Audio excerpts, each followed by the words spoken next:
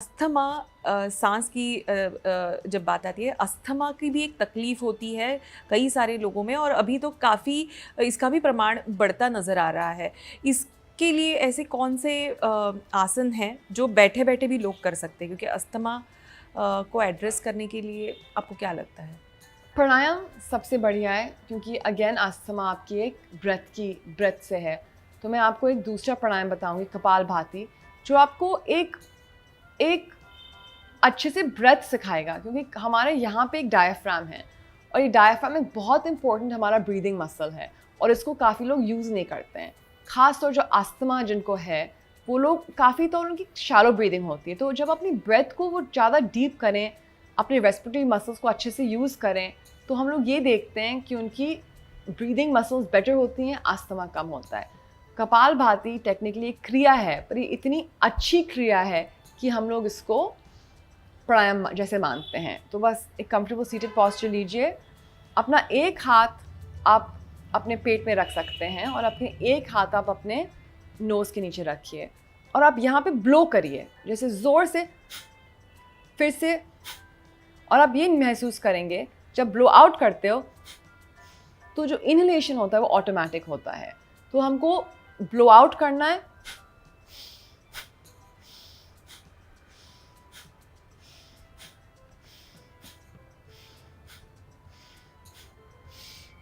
और सिर्फ हमारा पेट हिलना चाहिए। हमारा ना तो छाती हिलनी चाहिए, ना तो एल्बोज हिलने चाहिए, ना तो शोल्डर्स हिलने चाहिए, ना तो मुंह हिलना चाहिए। बस आपका पेट ये अंदर बाहर जाएगा। और ये क्या हो रहा है, यहाँ पे हमारा डायफ्राम यूटिलाइज हो रहा है। तो ये एक बहुत ही सुंदर क्रिया है कपालभाति का। आप अगर अबाउट 50 to 60 पंपिंग्स रोज करें और उसको आप धीरे धीरे बढ़ाएं, तो आप ऐसे 3 राउंड कर सकते हैं कि पंपिंग करिए 1 मिनट के लिए, फिर रेस्ट करिए 30 सेकेंड्स के लिए, फिर से 1 मिनट के लिए करिए, फिर से रेस्ट करिए, फिर से एक बार करिए। तो ऐसे आप 3 राउंड कर सकते हैं। कपालभाति क्रिया बहुत ही अच्छी क्रिया है और ये आपके रेस्पिरेटरी मसल्स को स्ट्रॉन्ग करेगा। मुझको तो ये लगता है कि इस इंटरनेशनल योगा डे सबको एक संकल्प लेना चाहिए कि अपनी ज़िंदगी में थोड़ा सा प्राणायाम तो करें कि करें। योग आसना सब लोग नहीं कर सकते हैं क्योंकि उनको कोई पीड़ा है, कोई उनकी एज हो गई हो। कभी कभी बोलते हैं लोग कि डॉक्टर ने मना किया है, वो बिल्कुल ठीक है, पर प्राणायाम करने से कोई डॉक्टर आपको मना नहीं करेगा। अगर आपका बीपी है, लो या हाई है, कभी कभी प्रॉब्लम हो सकती है, पर फिर भी मैंने देखा है बीपी पेशेंट्स भी अगर वो प्राणायाम आराम से करें, अपने खुद की पेस में करें, तो बहुत सारे बेनिफिट्स उनको मिल सकते हैं।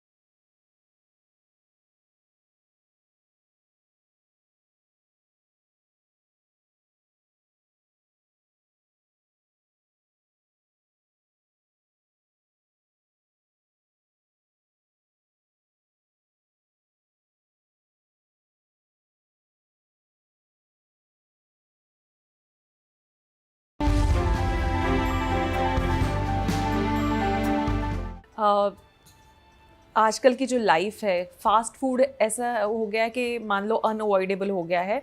ख़ास करके हर वक्त हम देखते हैं कि हर किसी को दफ्तर जाते समय अपना टिफ़िन लेकर जाना हमेशा पॉसिबल नहीं होता है और कभी ना कभी हम बाहर भी जाते हैं तो जंक फूड आ ही जाता है। तो ऐसे में जंक फूड से हमने देखा है कि जनरेशन में कुछ डिजीज़ अपने आप डेवलप हो रहे हैं। तो इसको रोकने के लिए अगर आप जंक फूड खा भी रहे हैं, कभी चीट डे कर भी रहे हैं, तो क्या कौन से योगासन करने चाहिए जिसकी वजह से आपका इंटेस्टाइन हो या फिर पाचन शक्ति हो आपकी, वो बढ़ सकती है? ऐसे कौन से आसन हैं जो आप हमारे दर्शकों को दिखा सकते हैं? पाचन शक्ति आपकी अगर स्ट्रॉन्ग है, अगर आपकी अग्नि डाइजेस्टिव फायर अगर स्ट्रॉन्ग है, तो आप किसी चीज़ को भी आप डाइजेस्ट हज़म कर सकते हैं।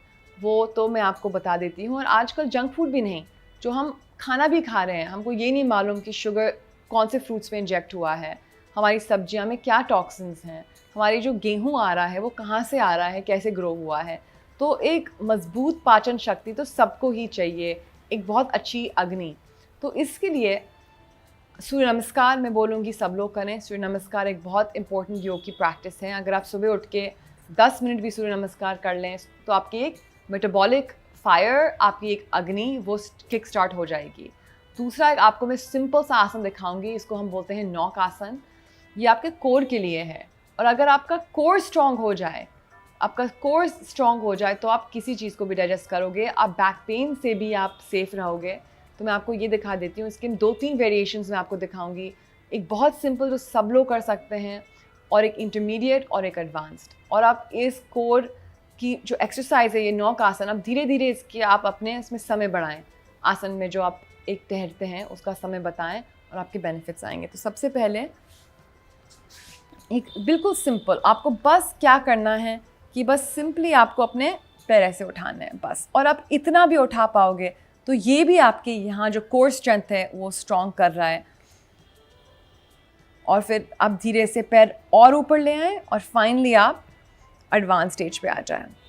और यहाँ पे आप होल्ड करिए और लंबी गहरी सांस लीजिए, और यहाँ से आपका कोर मसल बहुत ही अच्छे से स्ट्रॉन्ग होगा